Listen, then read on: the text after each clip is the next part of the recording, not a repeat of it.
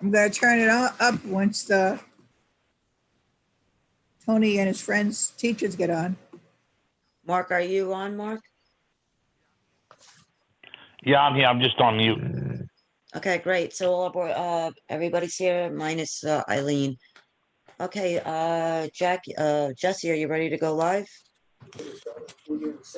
Yes, we're live. Okay.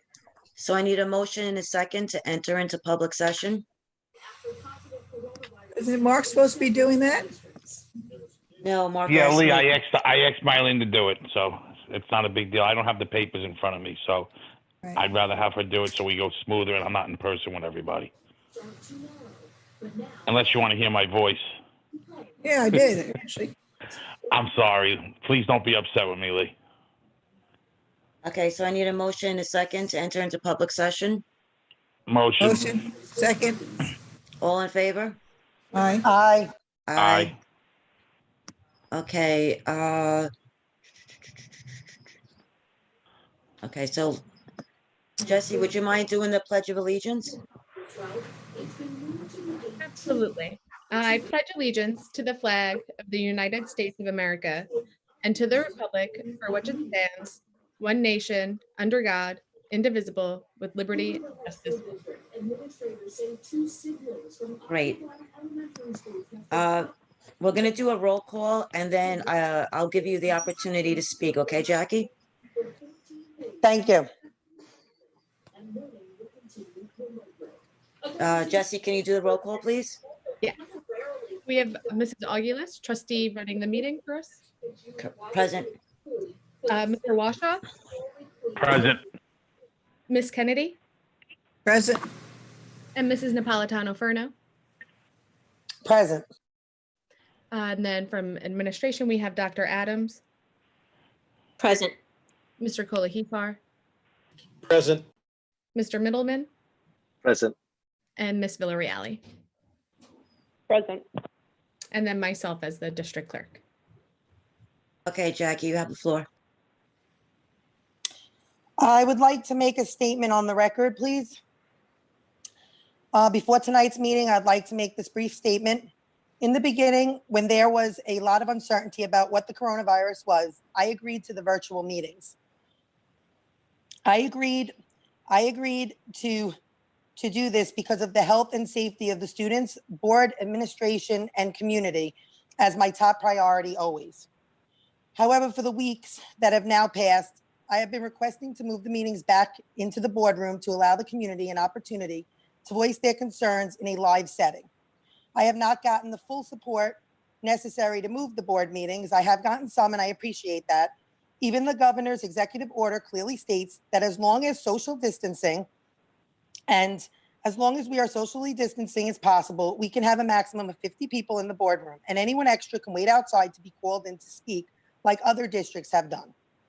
I'm extremely disappointed because I ran as a representative of the community. I wanted more transparency, and I don't feel like our Zoom meetings are transparent enough. I appreciate you guys allowing me to make this statement tonight, but I believe that silencing the taxpayers, the same taxpayers that it would be impossible to run this district without, is the wrong way to do business. I am going to log off for the rest of the meeting, and I hope that our next meeting will be done with the community's best interest in mind. I thank you for allowing me to make this statement on the record, and I wish all the students, teachers, administration, the best possible safe and healthy school year and reopening. I hope all goes well, and I will see you all on Thursday. Jesse, I understand there was one change to the meeting. We're adding on something to the consent agenda. I believe it was to the personnel schedule too. Oh, that's correct. I'm sorry. You're correct. Okay, was there any changes else to the meeting? No. Okay, so I need a motion and a second for the approval of the minutes of the August 25th, 2020 business meeting. All motion, Second. all in favor? Aye. Aye. Aye. Okay, I need a motion and a second for the minutes of the August 26th, 2020 special meeting. I need a motion in a second. Motion. Second. All in favor? Aye. Aye. I need a motion in a second for the minutes of the September 4th, 2020 special meeting. All Oh, that- motion. That would, I'm sorry, that would be another change. They weren't ready, so they'll be on the September 22nd agenda. Perfect, thank you. So we'll just table that one. Thank you. Okay, so I believe, Dr. Adams, you have the floor for the reopening update. So I'm going to ask Ms. Kemp to put the PowerPoint on.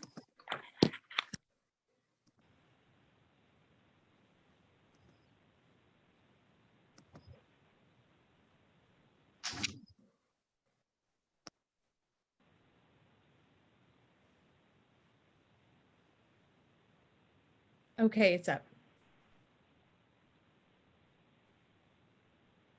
Whoops. So I'm sure folks out there are have seen this one slide many times. We just wanted to give a brief overview of any of the updates and changes that have come since the last time you saw these slides, which was about a week and a half ago. So I'm just going to ask Jesse if you can move forward one slide. So the only change on this slide in the timeline of reopening was on August 24th. Governor Cuomo directed that low and medium impact interscholastic athletics can be offered as of September 21st.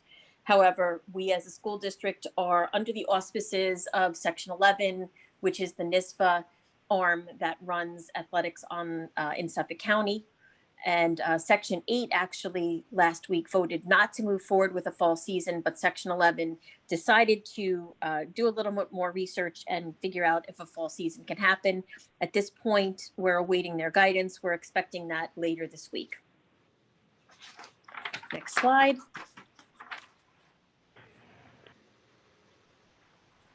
Okay, so these are the reopening updates. So I just wanted you to know about all the PPE that we have secured and is in the district, so people can feel comfortable that we are providing as safe as environment as possible. We have minimally a 3-month supply of disposable masks. Thank you to the board at the last business meeting. You approved 2 other contracts for us to go for masks that are reusable.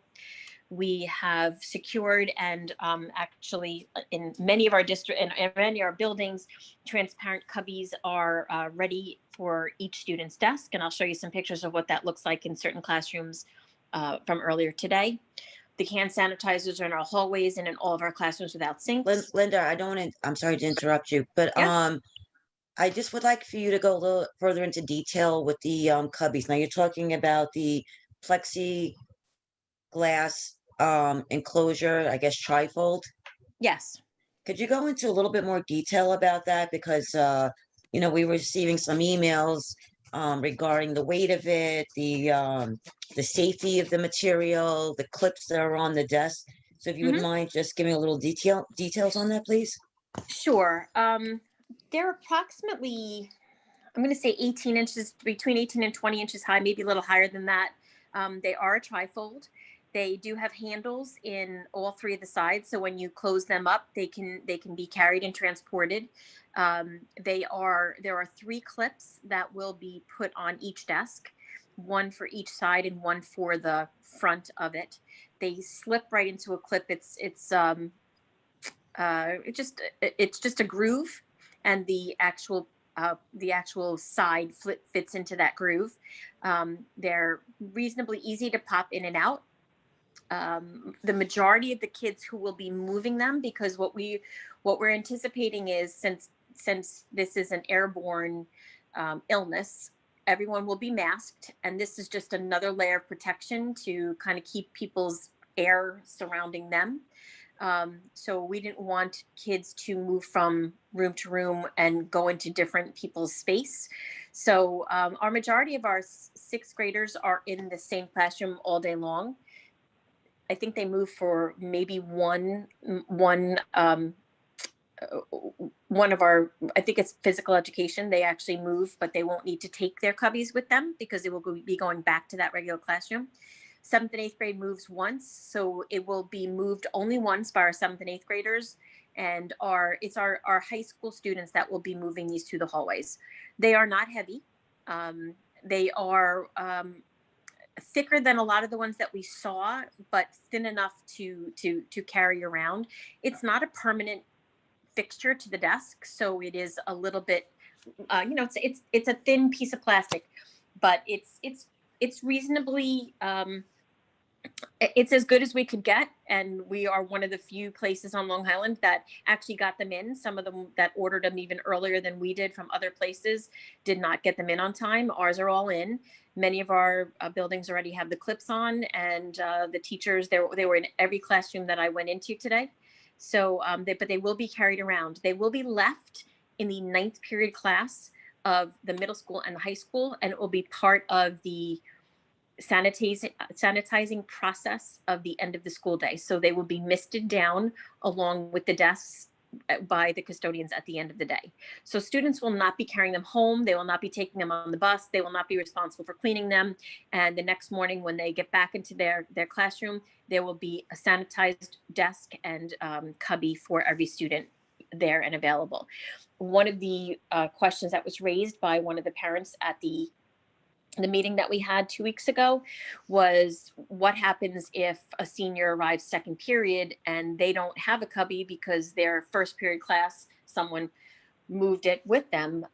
So we will be having a short supply of cubbies at the second period login, where people come in and swipe their card to come into the building. So we've taken that into account. One of the other questions, I was speaking with the teachers at high school today, was what happens if the classroom has 15 seats, but there's only 10 students in their 9th period class? Will there only be 10 cubbies for the kids the next morning? And our custodians will move any cubbies around to make sure that every desk has a cubby to restart the next day. The other things that we have secured are gowns, gloves, this teacher stand-up shields, which are about a 7-foot high shield that goes on rollers on wheels, so that the teachers can move it around the classroom to be between them and the kids. Those are in as well. Our thermal scanners are in and ready to go. All of the folks who are manning those have been trained. Our handheld no-touch thermometers are in as well. Our N95 masks for our nursing Linda, I'm staff. sorry. I just want to, if you could just elaborate a little bit on that. There was an email that came in today that they were not synchronized correctly or calibrated correctly. Yes. Could you just elaborate a little bit on that, please? Yeah, they need to be calibrated when they first get turned on into the space that they're in. And all of the security guards who are manning those have been through that process. So they've been trained on how to calibrate. So it will take accurate readings of temperatures. Yes, it will. Thank you. Can you go back on the gowns? What are they for? So if there was someone who is who has COVID symptoms and they go into the isolation room, it's a protective gown for our nurses. Our N95 masks are in. Those are also for our nursing staff in case there are folks who do have some COVID symptoms, and those need to be fitted to each individual's face. Those fittings have been secured through Northwell Health, and those will happen this week. There's wipes in every classroom. There are face shields for folks who I'm need sorry, them. Linda. I'm sorry, Linda. One more question. So the wipes in the classroom, are there going to be ones that are for teacher only and then one for kids only? Like, how would that be disseminated? No, the wipes are for anyone who wanted to use them in the classroom to wipe down their personal space. Okay, so the wipes are for everybody. Thank you. Right. There are face shields that were ordered for folks like speech pathologists who would need them. And for folks who wanted safety goggles rather than face shields, those would also be for our nurses who might be in contact with folks who have symptoms. And our sanitizing misters, we have 30 in the district right now, and we are expecting more, but 30 is enough to get everything misted and sanitized when students leave on Thursday. So that's the PPE. Is that going to go throughout the building, the sanitizer? Yes, How does that they're going to mist down the classrooms. They're going to mist down the desks and the cubbies. We will be wiping high touch areas repeatedly during the day, like door handles, sinks and the like that are out, that are not in the classrooms, but the classrooms will be wiped down whenever possible, that they are empty. We are not allowed to sanitize when there are people in the classrooms. So let me show you what it looks like. So if you look at the next slide. So on your right-hand side is actually a second grade classroom. And on your left-hand side is the library at Sycamore. The library at Sycamore has been turned into a fourth grade AM classroom. So you'll see that there are some bookshelves that are gone, and it actually turned out significantly better than I thought it might with the bookshelves coming up. The custodians did an amazing job making it into one classroom. And you can see that the cubbies are already up. So you see the two black bars. Those are the corners of the cubby, and that's where they fold. So they fold into that the faceplate that is behind that. So that's our elementary in person. I just wanted you to see what the classrooms look like. Thank you. The elementary fully virtual. Dean, you want to chime in on this one? Sure. So for our fully virtual option, we have enough students to have 2 sections at each grade level for students in kindergarten through grade 5. I sent out a letter this evening to all of our virtual elementary parents to let them know that schedules and teaching assignments will be posted to the parent portal tomorrow as a reminder, and that we have named the 2 people who will be responsible for the virtual elementary program. That's Miss Karen Moser, the Administrator for Student Support and Data, and Miss Carrie O'Rourke, who is the Chairperson of Elementary Special Education. Next slide. Okay, go ahead. Here is on each of our secondary websites, the high school and both middle schools, we will be posting schedules for the entire month. We're going to try to do 1 to 2 months at a time. That way we would be able to give people an idea of what students report at what time or what day, so we can lessen the confusion. Obviously, it's a very complicated schedule at the secondary campuses, and we want to make it as user-friendly for our parents and students as possible. Next slide. This is just a sample. This is the bell schedule for the middle schools. And as Dr. Adams had expressed earlier, the bottom picture is a picture of student desks with the cubbies, and then another space that is socially distant for our students. Again, the middle school schedule goes from 7:49 in the morning to 1:45 in the afternoon. It gives teachers time in the afternoon to touch base with virtual students, as well as plan and prepare for the next school day. The upper right picture is actually the RMS cafeteria, so that you could see students will be socially distanced while they're in the cafeteria as well. Next slide. How do those chairs stay put? I mean, what's to say a kid's not going to move their chair next to their buddy? There are chaperones and teachers that are serving their duty in that cafeteria and or that classroom. Is there going to be any tape on the floor? They'll know where they're supposed to sit, or those desks, I mean, the desks where they're supposed to be, or? We can do that. We've actually asked some of the teachers have asked for that in their classrooms. So we can absolutely provide that. Okay. I know you have a lot on your plate. You know, it's easy for us to walk in here and just pick a little thing when you've done so much, and I thank you for it. Thank you.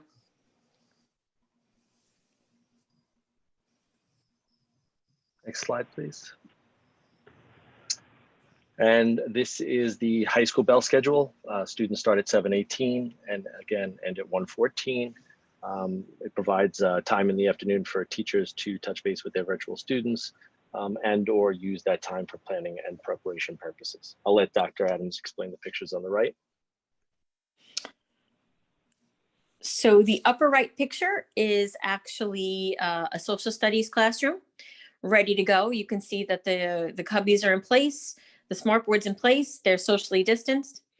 The middle classroom is actually keyboards. So this is a music classroom. Now in music classrooms, kids need to be 12 foot away. So you'll see that the spacing is different. So even though it's a keyboard class, it's set up for keyboard class, it's also set up for kids to be able to sing because this is a choral room.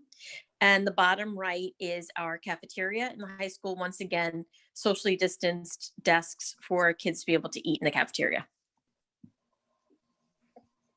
Next slide. I'm sorry. I was just gonna ask, how many classes go in there at once?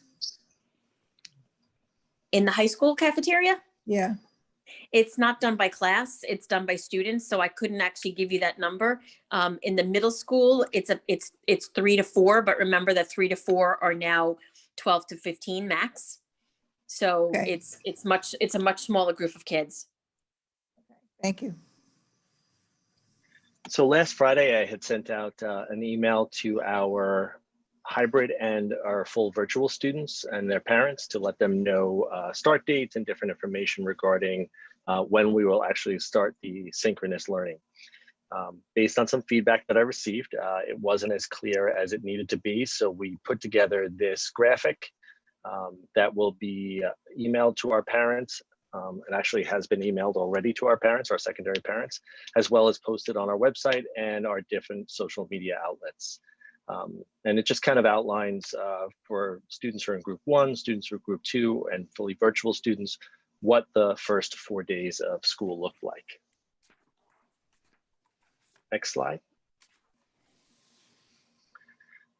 So one of the things that we have done a tremendous amount of work with since the spring is provide a lot of professional development around technology integration for our teachers.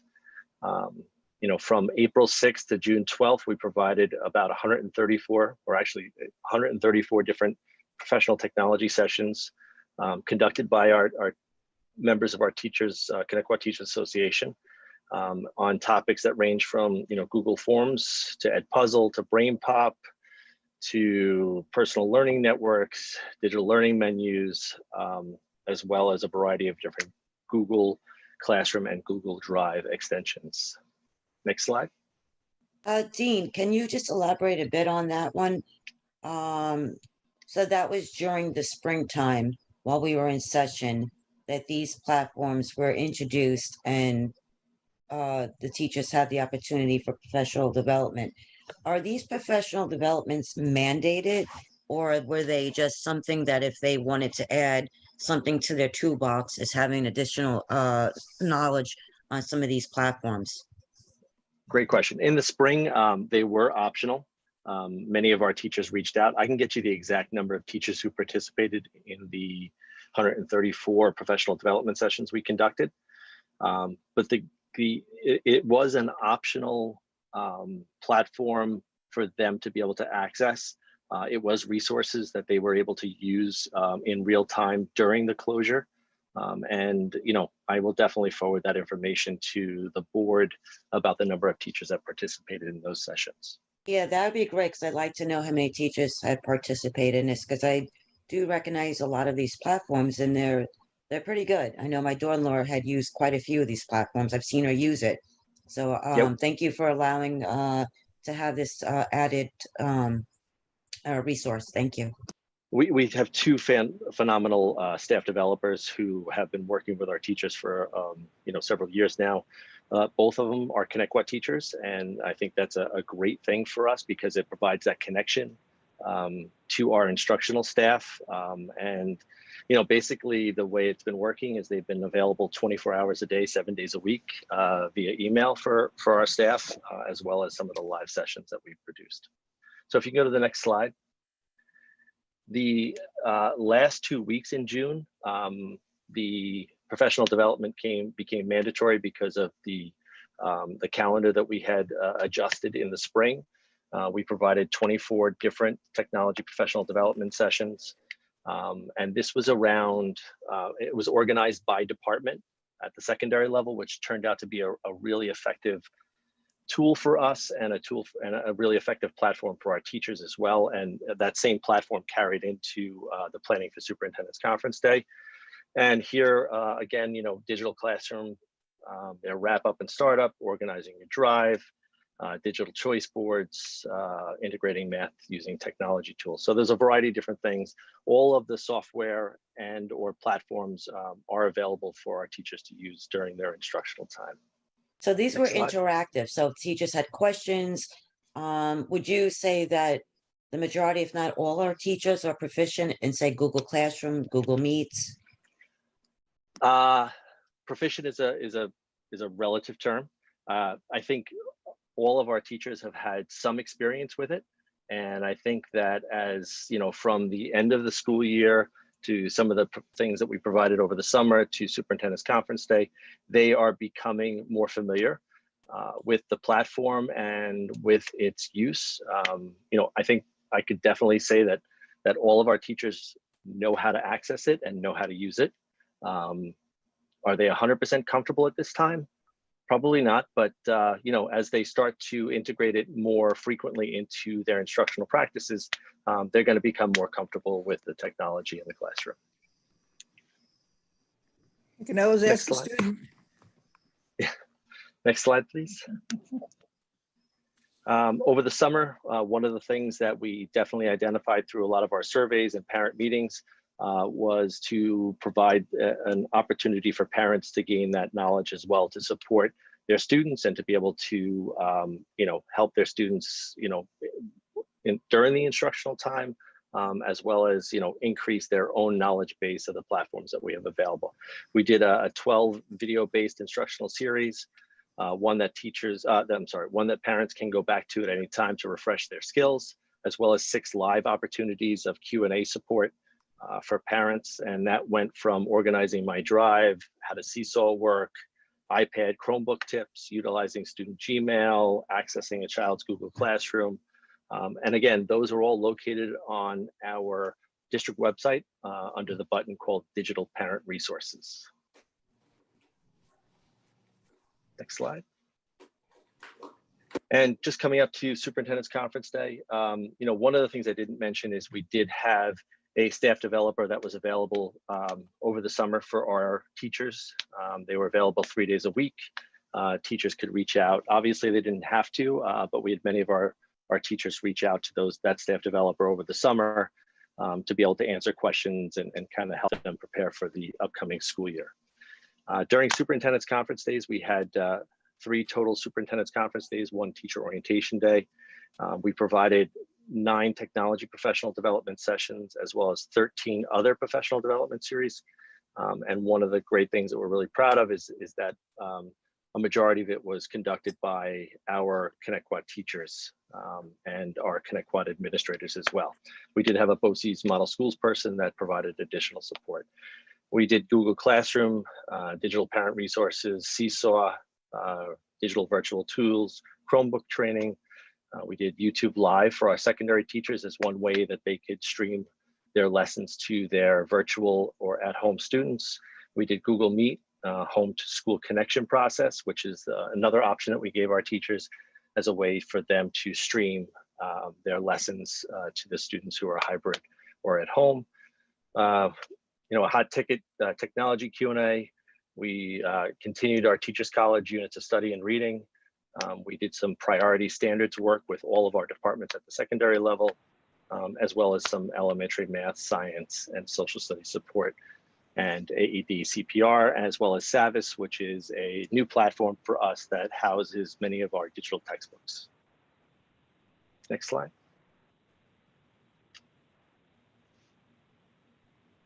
Ms. Villarreal is going to fill us in on the changes to child nutrition services. Good evening, everyone. So the USDA, the U.S. Department of Agriculture, announced this week that all school districts participating in the National School Lunch Program can temporarily serve free lunch to all students until December 31st, 2020. So with this change, it means that every single student and every single parent still must utilize the FD Meal Planner platform. The information is listed on the website. A letter was sent home to parents via email on Friday, but all information can be found on the district's website.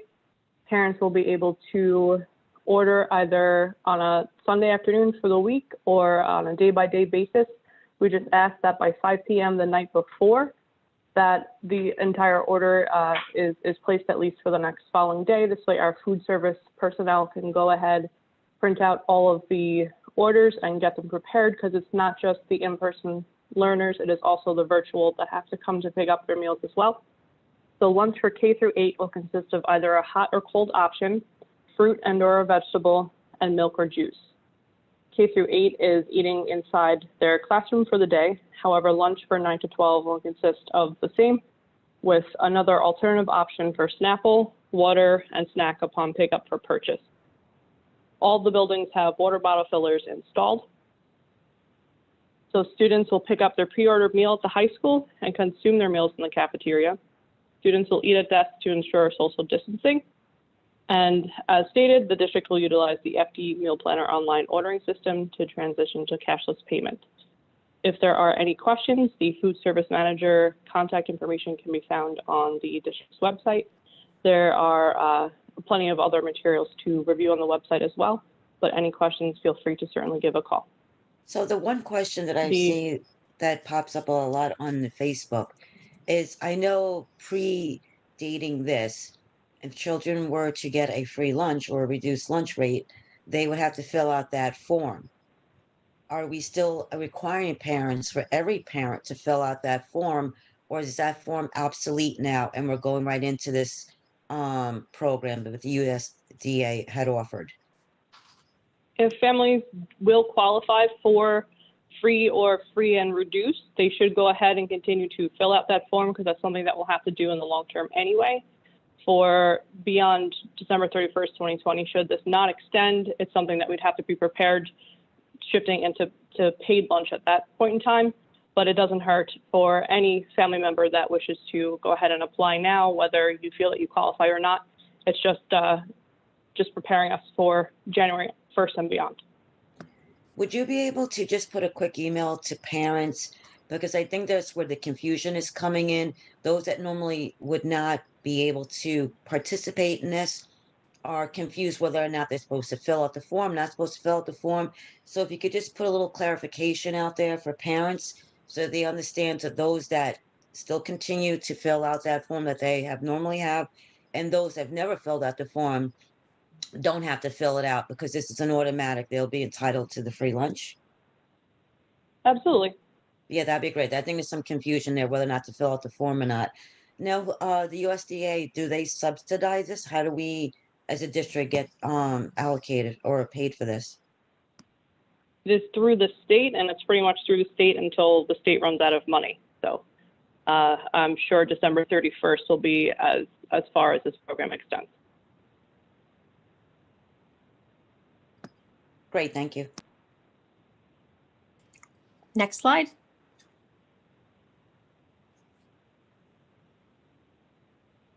Is transportation slide. So at our last presentation, we were still trying to sort out for the BOCES program. We were going to transport the students from their homes to the morning program. And first we were going to require parents to bring the PM BOCES students to the high school to meet the shuttle. But we have since been able to figure out transportation, and we will now pick the PM BOCES students up from their respective bus stops and then send them to the high school to catch the BOCES shuttle.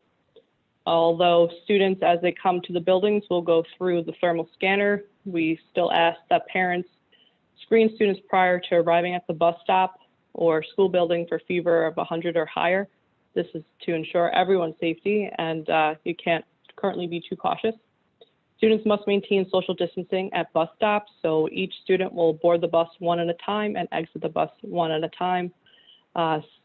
Everything will be socially distant, so one student will be in each seat where indicated. Every seat will be marked. Every bus will have signage, except if children are from the same household, in which case they can sit 2 to a seat or 3 to a seat, depending on the age. Face coverings must be worn at all times when on school buses. All school buses will be equipped with additional face masks. Should a student forget, they will certainly be provided with one as they board the bus. Secondary schools will dismiss earlier to accommodate additional elementary bus runs, and this is because February or any time before Corona began, before social distance was a thing.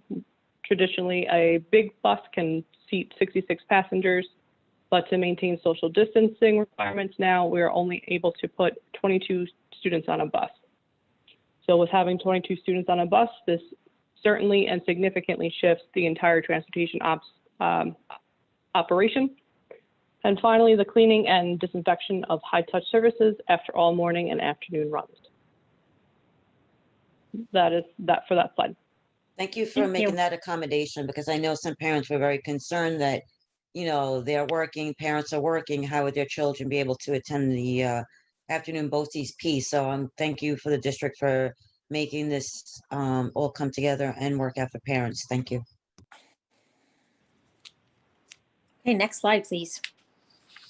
So I'm just going to go quickly through these again. We're already hearing that there are school districts that are closing down because of the surrounding community and their infection rate. And so I just want to reiterate what these symptoms are of COVID.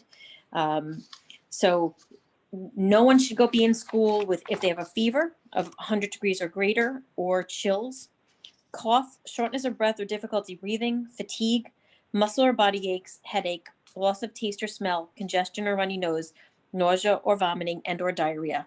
So we just need to be on the lookout for our teachers, our parents, our all of our staff. No one should be in school when any of these symptoms are in your own body, or if you've been in contact with someone with COVID and you're not an essential worker. So we just need to make sure if our children have any of these, that their parents should keep them home just to keep our community safe. Moving forward. Parents daily will have to attest that before putting their child on a bus or transporting them to school, that their child does not have a fever of 100 degrees or greater and are experiencing none of those common symptoms, that their children do not have flushed cheeks, rapid or difficulty breathing, fatigue, or irritability.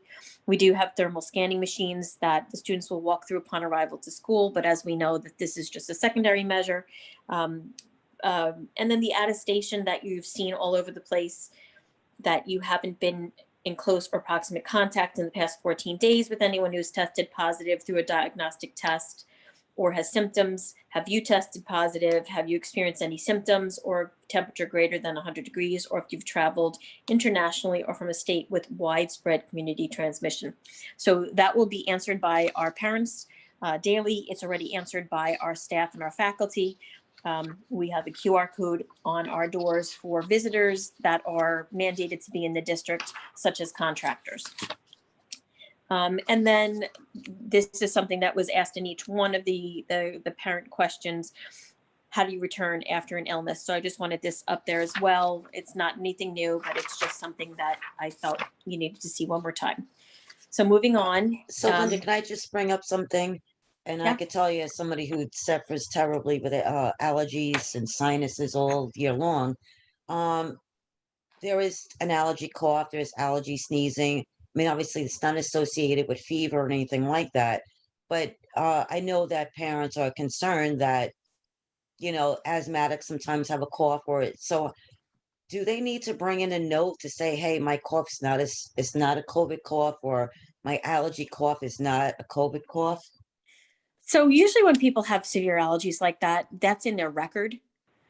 So the nurse has probably seen them in the past, or their parent has, sent in something saying, my child has really bad allergies and this is how it manifests. So if it's not in the current record, then they definitely should bring in something from their physician or, their parent until they can get to a physician saying, this child suffers from asthma, and so these are the symptoms and this is how it manifests, because the nurse will look and see whether or not it's in there, something's in their file that would determine whether they might not have COVID.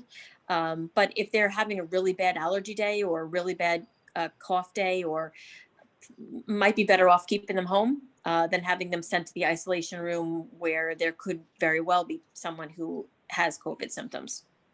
But definitely get it in their record. Okay, so I'm going to move forward. As I said earlier, there's already a district who is closed down for 2 weeks because the community transmission rate is high, and they were directed by the Department of Health to close. So I'm going to ask Mr. Middleman to explain the next few slides.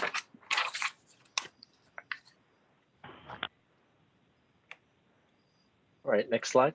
So in the event that we are closed, just want to remind everybody, as per our reopening plan that is posted on the district website, fully remote students will remain the same.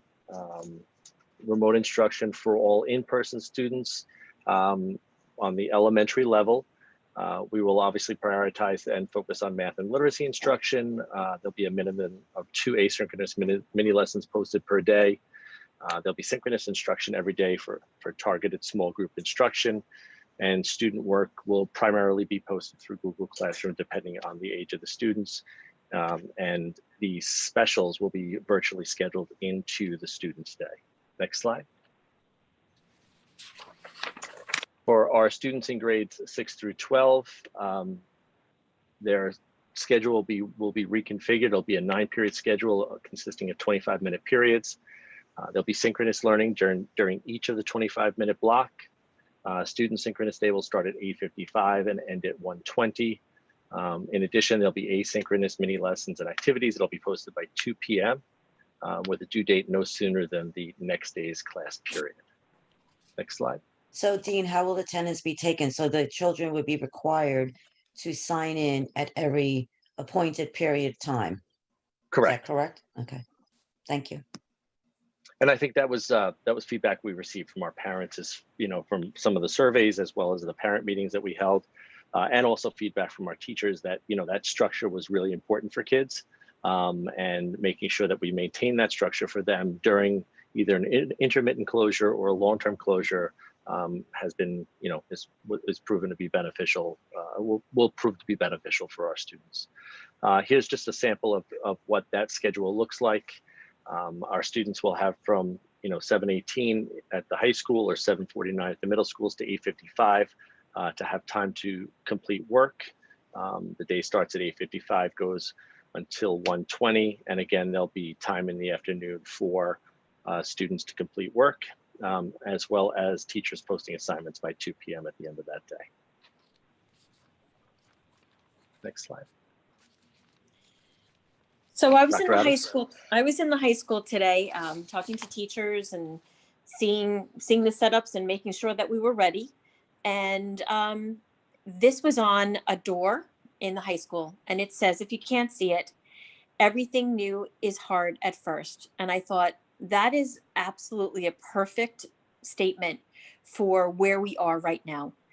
The truth is that we've never done synchronous instruction. We've never done hybrid instruction. We've never done virtual instruction. We've never done live streaming. And it's going to be a new experience for all of us.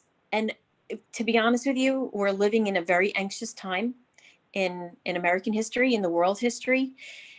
We are all working extremely hard to make this the best experience for all. It's new for our teachers, it's new for our staff, it's new for our students, it's new for our community. And so we're trying to reinvent an organization that's been around for hundreds of years in a blink of an eye. And there are likely to be glitches. There are likely to be days where a pole goes down and we lose connection. There's likely to be days that the technology is not perfect. It's not going to be perfect. We're not in an ideal world right now. And so what I'm asking everybody to do is be patient and understanding. And above all, we're going to live together through this, and we're going to come out the other end. And the best thing that we can do to each other is be kind, because everyone is going to experience some issues. Everyone is anxious. And the best thing that we can do as a community is come together, be kind to one another, and know that we're working our hardest, everyone, to try to make this the best experience for kids. So I'm asking you to be patient, to be understanding, to know that we are all working together for the same thing, and that is for our students to be as engaged and as successful as possible. So coming out the other end, the best thing that we can do is be kind to one another and understanding that we're all new in this and we're going to get through it. Next slide. If I could just add on for a second to that, if everybody does their part, we're required to wear our mask on our, on our social time. We're required to wash our hands. If we can all do that together, do the social distancing piece, I'm feeling very positive that this model that you've created, and unfortunately, like you have mentioned, it's anxious times and at different times, and that if we can all work together as a community to help this model be as successful as possible. Of course, there's going to be glitches in there, but I think the top priority for everybody is their health and safety. I think we can work out the glitches as they come along, but health and safety is obviously the most important piece of it. And if we can all do our part, again, by wearing our mask on our personal time, our social time, and washing our hands and doing everything necessary, I really do feel optimistic that we can, go far in this plan. Thank you, Madeline. I'd agree. So our opening day for students is Thursday, September 10th. I was reading in Newsday today how Garden City schools were back today with children. In fact, 61 school districts came back today with children. And what the principal actually said was the school building's been too quiet. So we're looking forward to our kids returning and bringing their energy and their liveliness, and that will happen on Thursday, September 10th. So we're very excited to welcome our kids back. And thank you, board, for your support as we've moved through this process. It is all new, and I thank you all for your support as we move through it. And there are going to be glitches, and I thank you all for really putting together the ability for us to hire the people that we needed, because we had that discussion on Friday about the millions of dollars we are putting into our kids, and by hiring more people to make sure that they're going to be well-educated moving forward. So thank you so much for your support. So I'm glad that you brought that up, because that was one of my questions. I actually ran into a board member at another district, and we were just lightly chatting, and I said, yeah, we spent, close to $4 million to support our hybrid, support our virtual. And they said, we did not spend that kind of money. And I said, yeah, I believe our district really, stepped it up and tried to accommodate everybody and every child that we could. So bringing that up, and I pray that this is not going to be the case, but we did spend a significant amount of money to unroll this plan. If it, by some chance that, we're looking at some of the colleges that now they're sending kids home and now they're going 100% virtual. What happens to all these plans we put in place, and in particular to hiring these people that came up with almost a $4 million price tag? So it's likely that what we would just do is go right into fully virtual with the staffing that we have, because we would not want to change our children's teachers, if at all possible, to keep that consistency.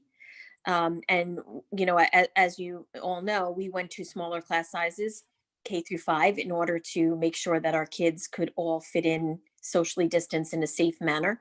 So it would be likely that we would roll into that with leaving the same instructors. That would probably have to be reevaluated if some of the cuts that were projected from the state aid were to happen. We would probably have to go back to the drawing board and collapse some of those classes and excess some of those teachers, because if we lose $11 million, us and all the districts in New York State are going to be back at the drawing board to try to figure out how to make that work. And that was definitely a concern. Sorry, Lee, go ahead.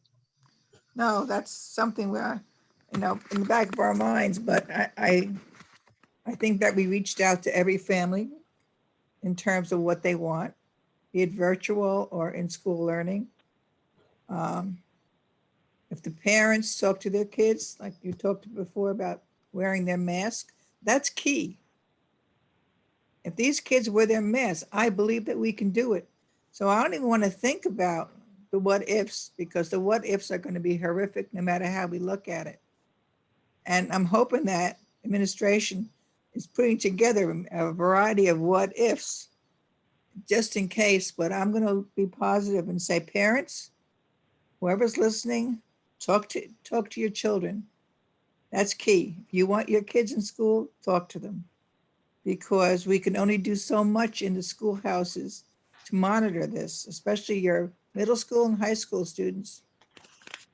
They think that they don't see it. It's not in their household, so it's not happening. Parents, talk to your kids. Otherwise, life will change and it won't be pleasant. That's all I have to say. And administration, you've done a great job. We're all anxious. We're jumping on each other. We see Channel 12 News going on. There's 100 teachers out there with their cars. Thank God we have over 600 teachers. So the vast majority do believe that we're doing it right. No, I'm tired of all that. And I can't wait for school to start. I can't wait to get rid of the glitches. I can't wait to hear that the kids are wearing their masks and everyone is happy. And we can educate just the way we were doing before this even started. And I'm really proud of the way that we've handled this, no matter what people want to argue about at this point. Thank you. Thank you, Lee. And you brought up about Channel 12 News. Linda or Dean, would you like to use this opportunity to sort of alleviate any concerns that were mentioned today? One, I think they were saying about the technology component, and I know, Dean, you did elaborate that quite a bit. If you could just touch back on that just a little bit briefly again. Not the platforms, but the actual technology itself is a matter of connecting and things like that. Because, what was said on Channel 12 News is that we won't be ready. I understand that this Thursday and Friday, you're gonna just basically welcome our children in, those that are coming in, and then Monday would start sort of the virtual plan. And I know, again, on the other virtual piece, if the child is going 100% virtual, but that was mentioned on Channel 12 News. And then there was the other piece of the sanitary component, which was also sent in an email as well. So if you could just touch back on those two topics, which I think they're pretty important, just to elaborate one more time on those two things, please. Sure, I'll touch on the technology piece a little bit. As with any reopening of school and any year, when we do our full cleaning and our waxing of our rooms, rooms are disassembled and then put back in place. And there are times where, it's not ready exactly when everything else is. So as a typical year, we did have rooms that needed to be connected, and our technology team did an amazing job of getting through the district to make sure that everything was back up and running to the level that we expect, for our teachers and for our students. There is definitely anxiety on our teachers' part with regards to this new style of instruction.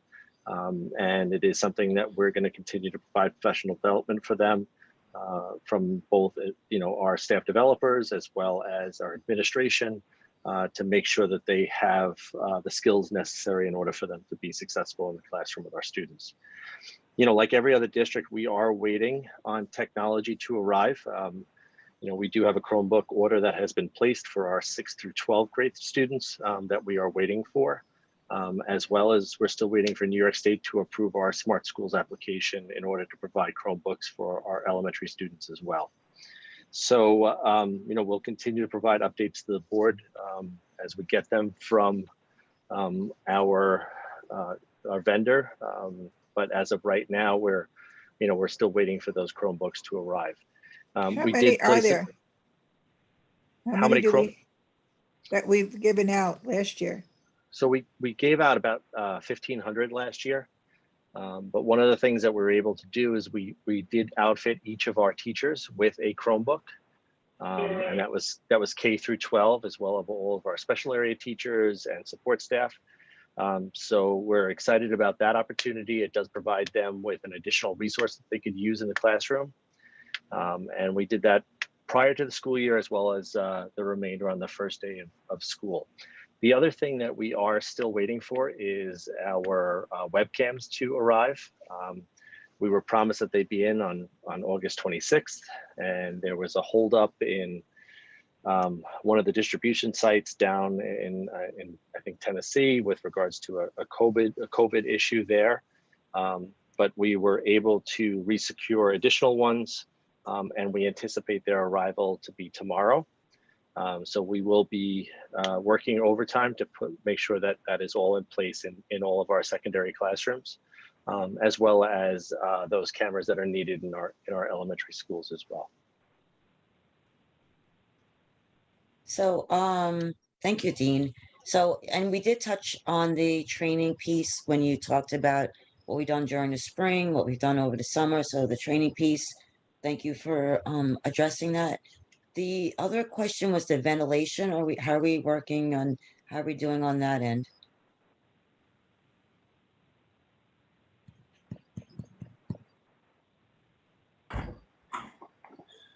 Linda, can you hear me? Yes, we can hear you. Mylan, if you don't mind, I'll do my best to try to answer that question for the board and community. So several months ago, Tim Dungate, who's the spaces throughout the entire district that are on our BM, we did not have full confidence in their ability to be used. They started going on a building by building basis. John, can you get into a better I hear you, Mylan. Yeah, can you get into a better location? You were getting a little choppy there. I don't know. Let me take my computer into a different room. I'm not 100% sure I'm going to get better connectivity.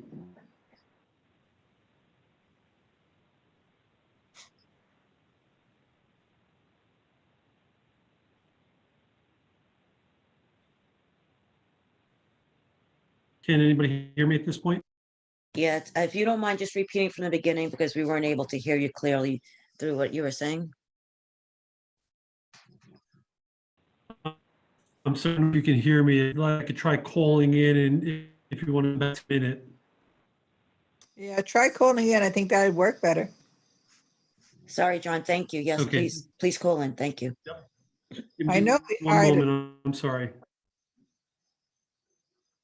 a lot more custodial staff. We're approving more tonight. Yes, we hired, we were looking for 12 additional custodians to come in and help us. I'm just going to quickly, while we're waiting for John, if you don't mind, board, can I answer the public questions that were put forward? Yes. Yes, please. Can you, and then if you can add to that list too, what is the typical day of the custodial staff, so that parents know how often we're being facilities is being cleaned and how it overlaps, even when the building is empty, that there'll be continuous cleaning? Okay, that would be John also. So we'll wait till John gets in for that one. Great, thank you. So we had 2 questions. Are there restrictions on type of masks? Are neck gaiters allowed? So at this point, it's face coverings. The New York State Education Department nor the Department of Health have said that neck gaiters are not allowed. So at this point, we just would like face coverings to be worn the entire time that students and staff are on grounds. So we're not restricting that. Mr. Middleman already gave an update on the Chromebooks. We have a parent who's saying, please don't take the masks off. We completely agree, even though we have all these extra barriers. We want to keep everybody safe, so we want to make sure that the masks stay on with mask breaks. Some of our, well, I'm getting a lot of feedback.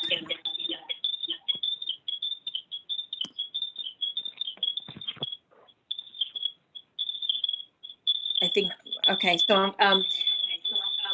so we're this parent also asked about folks who have allergies and the like, and we've already answered that one. So she's suggesting keep their child home from minor ailments. I'm suggesting the same thing as well. It would be just behoove that person not to put that child in a situation where they're being put in the isolation room and being looked over for COVID. If the parent knows that it's just an allergy, it might be better off keeping them home. And then the parent also asked about lunch, which I think Ms. Villarreal explained earlier, that USDA has provided free lunch for everyone through December, but it's just the regulation lunch meal. It's not double anything. It's not additional cookies. It's not, it's the regulation lunch meal, which Ms. Villarreal explained earlier. We will put this PowerPoint up on the website for everyone. Either You could put it tonight on the or tomorrow Facebook. morning. If you could put it on the Facebook page too, because I know a lot of parents tend to go to that because Sure, sometimes it's a little bit easier to see that the information directly. sure, we can do that. All right, I don't know if John is back on yet or not.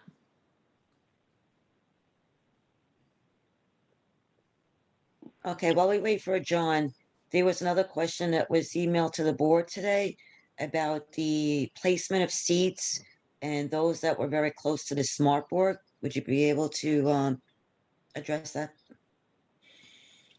So we laid out the classrooms and a lot of teachers were moving desks around because they weren't really sure that they liked the layout.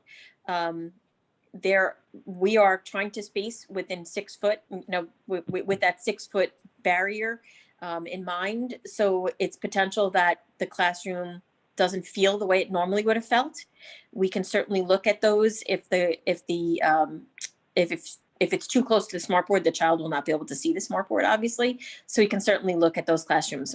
They really should be working with their principals, or in the middle school and high school, they can be working with their directors to just make sure that everybody is safe and in the right spots. And, if class is starting to get so that the classroom is too small for the amount of kids that are there, we may need to look at some scheduling changes, but it should really be something that they're working with their head custodian and their principals over if the room is not conducive.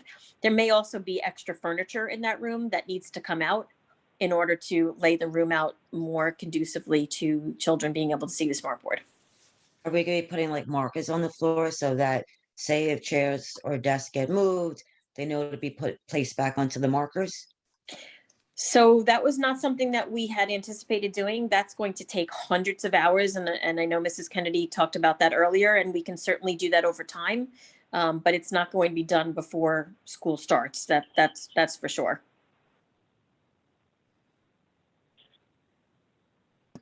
Thank you. Linda, would you like me to chime in now? Yes, please. Thank you. I'm sorry about that, everybody.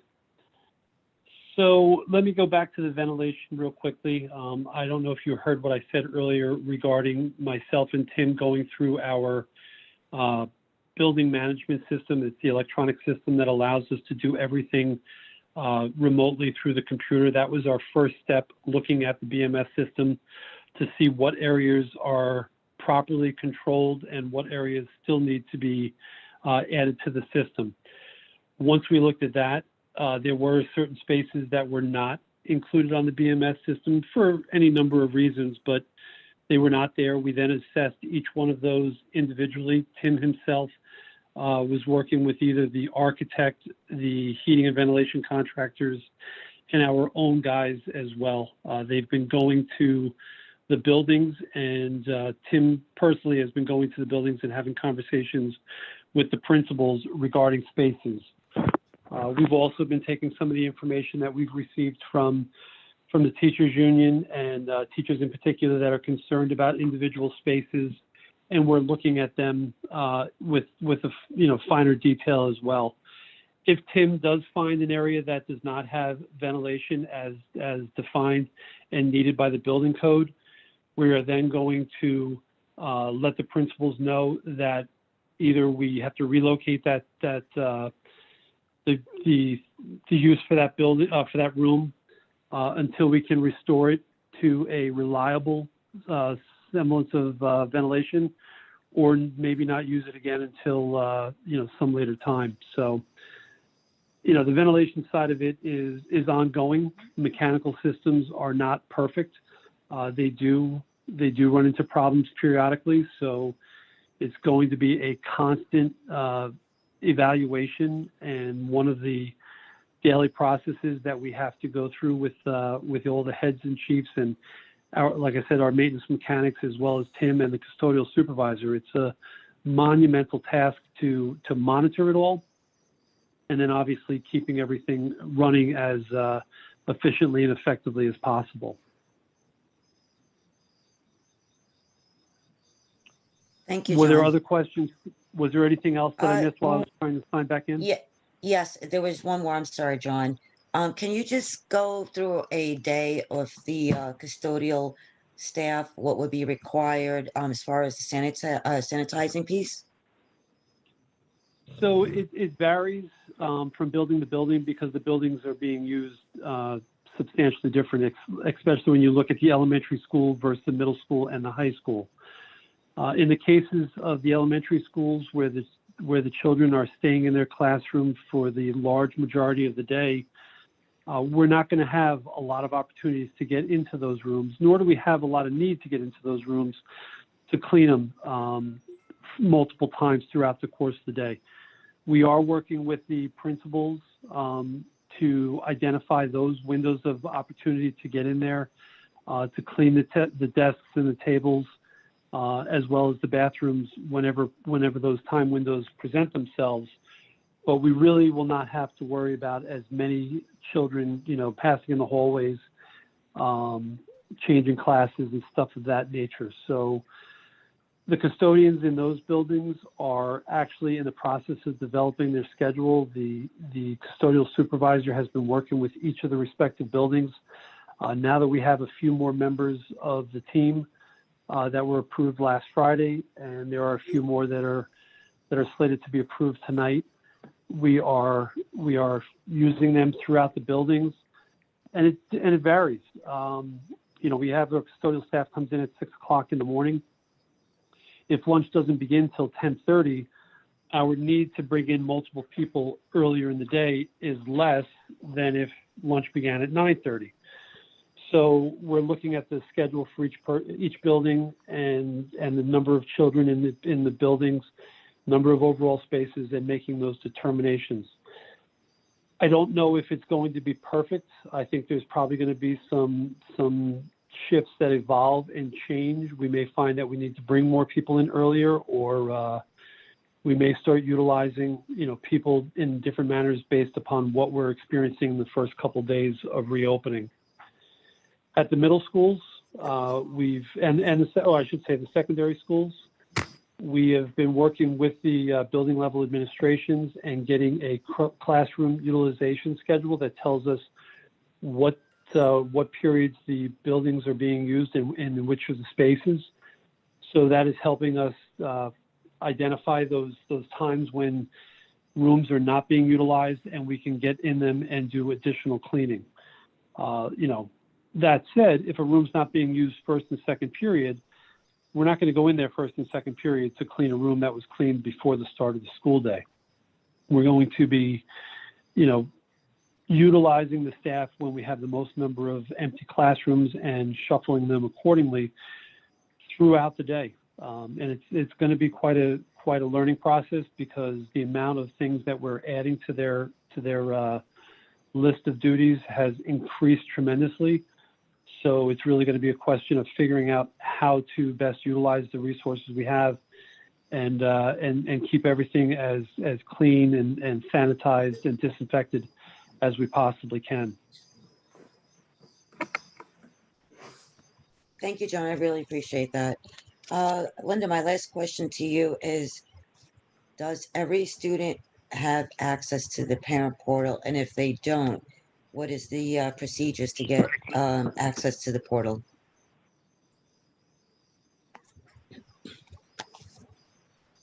I can answer that question. Yeah, I was going to ask Dean to answer that, right? So if a parent has any issues with their parent portal, the login, their password, they can email parentportal@ccsdli.org.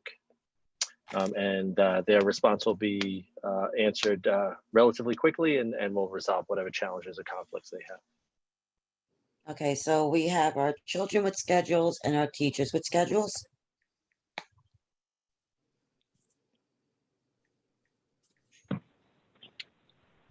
Which level?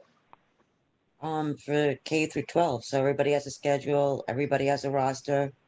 So in my communication this evening that I sent to our virtual elementary families, because the board meeting tonight, we were appointing some staff that they will have the information posted tomorrow, September 9th. The remainder of the elementary students who are in person, their information was posted on September 2nd, in the parent portal. But for all of our in-person middle school and high school students, their schedules will be posted, I believe, tomorrow. Great, thank you.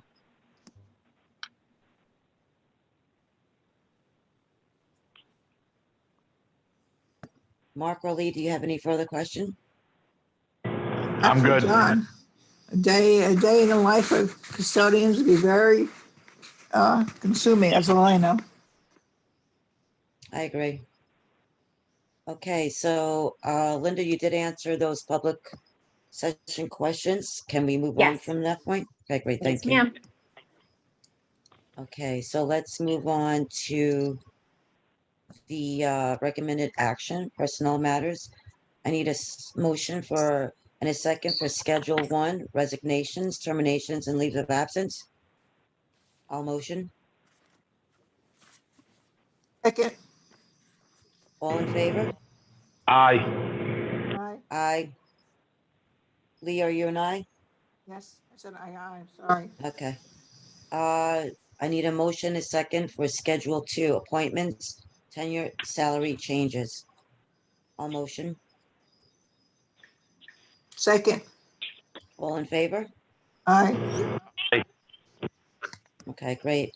I need a motion, a second for, okay, so is this you, Valerie, for resolution template? Hmm.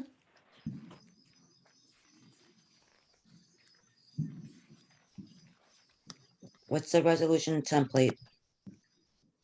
I think that's just a placeholder that was left there. Okay, great. All right, so I need a motion, a second for the treasury's report. And then if you Motion. have any questions, I'll second that. Any no questions? questions. Mark, any questions? Good.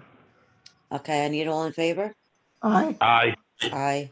Okay, appropriation status for July 1st, 2020 through July 31st, 2020. I need a motion in a second. motion, Motion. All in second, favor? All in favor? Aye. Aye. Okay, I need a motion, a second for the revenue status report July 1st, 2020 through July 31st, 2020. All motion,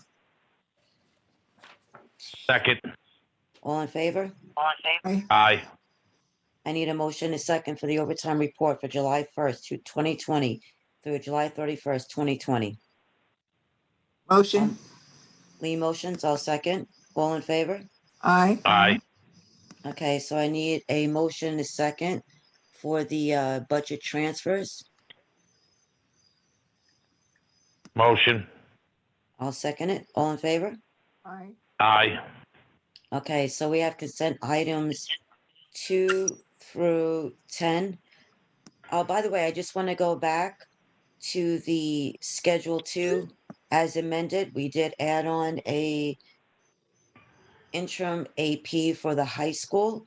So I just wanted to isn't that clarify on that. there? Yes, I just wanted to make a clarification. I should have said that when I asked for the motion as amended. So for the Schedule 2, we did add on the AP interim for the high school. Okay, I'm going to the consent agenda. I need a motion, a second for items 2 through 10. Motion, I'll second that. Does the board have any questions? I do not have any questions. No. Thank you. And all in favor? Aye, Aye. Aye. I believe that we are completed our meeting for today.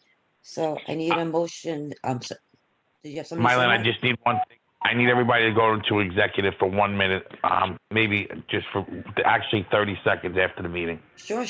Okay, so let me get the motion a second to leave public, and then I'm gonna ask for a motion a second to enter into executive session. So let me do the motion for public to adjourn. I need a motion and a second to adjourn our public meeting. Motion? I'll second that. All in favor? Aye. Aye. Okay, so I need a motion and a second to enter into executive session. Motion. Second. And Okay. we have to state the purpose for executive session. Yes, thank you, Lisa. I would have to assume, Mark, it's a personnel?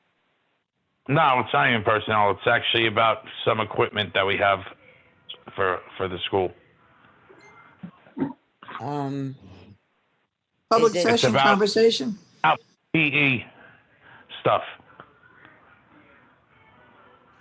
And I'm not sure, how, is there something about a contract that you need? No, legal nothing advice? bad. It's just, I just want to make sure of something. That's all. I'm allowed to do it. It's executive. That's nothing about anybody in particular. It's going to take 30 seconds. Thank you. Is it about masks? Man, I just told you 30 seconds. Give me. Thank you. Mark, I just need a reason. There is only a few reasons why we are allowed to enter into executive session. And are you seeking the advice from our attorney to go into executive session? Mylin, I want to go into executive session for 30 seconds. Okay, It's not about a person or anything. no, I understand and- that. Okay. So, So if you're seeking my advice, that would be an appropriate reason to go in, or if it's about maybe a particular contract you're concerned about, not concerned about, but that you want to discuss, that would be appropriate to go into executive session. It Fine. sounds to me that Mark might need some legal advice. So we're gonna go into executive session to seek your advice on, A legal matter. Perfect. Thank you. yes, okay, so I need a motion and a second to enter into executive session. Motion. I'll second that. All in favor? Aye. Aye. Lee, aye? Lee? What? Yes, I said aye. Okay, We have thank to you. go, we have to go back to the other numbers now? Yes, we have to go back to executive number. Okay. Good night, everyone. Good night. Good night. Thank you. Sorry about this. No problem. Good night.